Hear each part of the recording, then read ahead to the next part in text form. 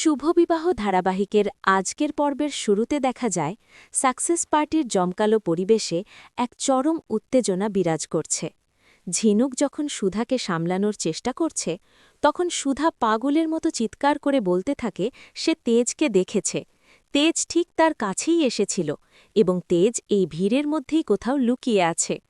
হোটেলের ম্যানেজার সুধার কথাকে সমর্থন জানায়, বলে ম্যাডাম একদম ঠিক বলছেন, আমি নিজেও তেজ স্যারকে এই পার্টিতে নিজের চোখে ঘুরতে দেখেছি। ম্যানেজারের কথা শুনে আশুতোষবাবু অবাক হয়ে যান এবং ব্যঙ্গ করে বলেন, আপনি কি সত্যিই তেজ বসু মল্লিককে দেখেছেন নাকি ড্রিঙ্ক করে সব চোখে সর্ষের ফুল দেখছেন? কারণ একজন মৃত বা হারিয়ে যাওয়া মানুষকে এভাবে দেখা সম্ভব নয়। ম্যানেজার স্বীকার করে যে সে সামান্য ড্রিঙ্ক করেছে ঠিকই, তবে তেজ স্যারকে চিনতে তার বিন্দুমাত্র ভুল হয়নি। অন্যদিকে সুধা বারবার হাহাকার করে বলতে থাকে তরি আর তেজের জন্য তার মন কাঁদছে এবং তার এই চোখ কোনো দিন তেজকে চিনতে ভুল করতে পারে না। সুধা নিশ্চিত যে তেজ এই পার্টিতেই ছিল। অন্যদিকে বাড়িতে ঠাম্মি হাতে ফোন নিয়ে অত্যন্ত দুশ্চিন্তায় বসে থাকে। সে ভাবে তার সুধা কখনো কোনো ভুল কাজ করতে পারে না। কিন্তু যখন সুধা, ঝিনুক আর আশুতোষবাবু বাড়ি ফেরেন তখন ঠাম্মি সুধাকে দেখে আঁতকে ওঠে। ঠাম্মি বলে, সুধা, আজ পার্টিতে এমন কি হয়েছিল যার জন্য তোদের ফিরতে এত দেরি হলো? আর তোর শরীর থেকে মদের গন্ধ কেন বেরোচ্ছে?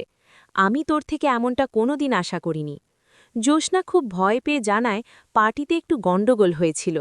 সুধা কাঁদতে কাঁদতে বলে সে জেনে বুঝে কিছু করেনি, কেউ একজন তার শরবতের গ্লাসে ড্রিঙ্ক মিশিয়ে দিয়েছিল। কিন্তু ঠাম্মি রাগে ফেটে পড়ে বলে, এসব নাটক বন্ধ করো।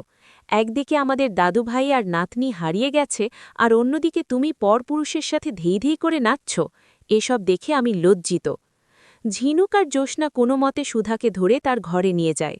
ওদিকে পাঁচিল টপকে পটলা, তেজ আর চুমকি বসু মল্লিক বাড়ির সীমানায় ঢুকে পড়ে। রাজপ্রাসাদের মতো বিশাল বাড়ি আর কড়া সিকিউরিটি দেখে চুমকি ঘাবড়ে যায়। কিন্তু তেজ অদ্ভুতভাবে বলে এই বাড়ির পেছনে একটি গোপন ছোট দরজা আছে যা দিয়ে অনায়াসে ঢোকা সম্ভব।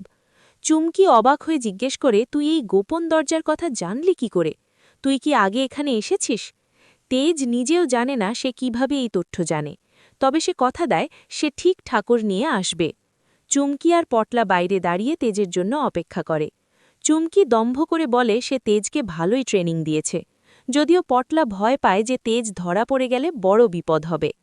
বাড়ির ভেতরে সুধা বিছানায় অঘরে ঘুমাচ্ছে, যা দেখে ঝিনুক বলে আজ কতদিন পর দিদি একটু শান্তিতে ঘুমালো, নয়তো প্রতি রাতে তেজ আর তরির ছবি বুকে নিয়ে সে শুধু কান্নাকাটি করে। জ্যোৎস্নাও আফসোস করে বলে যদি তেজ ভাই বেঁচে থাকত তবে আজ ঠিক এই উৎসবে ফিরে আসত। ঝিনুক বিশ্বাস করে গজানন ঠিক একদিন তেজ আর তরিকে ফিরিয়ে আনবে। তারা ঘর থেকে বেরিয়ে যাওয়ার পর কালো কাপড়ে মুখ ঢাকা তেজ সুধার ঘরে ঢোকে। সে সুধার পাশে বসলে সুধা ঘুমের ঘোরে তেজের হাত চেপে ধরে এবং তাকে জড়িয়ে ধরে কান্নায় ভেঙে পড়ে।